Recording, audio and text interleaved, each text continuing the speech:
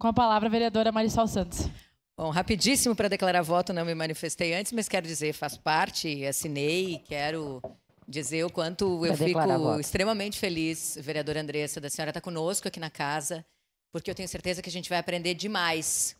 com tudo aquilo que a senhora já viveu, com o que experimenta todos os dias, com o que experiencia todos os dias, e que a gente, obviamente, quem gosta, né, quem defende os animais, quem gosta, tem algumas questões pontuais, né, entra em algumas pautas, em algumas campanhas, a gente defende, a gente briga, mas não com o seu conhecimento. Então, que importante para nós da casa, eu já lhe falei isso em outra oportunidade, termos também a sua participação aqui, que representa um grupo muito grande de pessoas dedicadas de verdade, né? Que causam essa emoção que a gente viu no vereador Cláudio, porque são pessoas que fazem muita diferença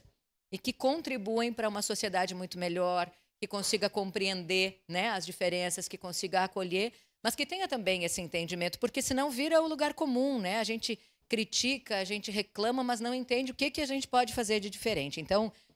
faço parte aqui desse requerimento, quero fazer parte da frente parlamentar para aprender com a senhora de que forma a gente pode contribuir para algo que é tão importante para todos nós. Obrigada.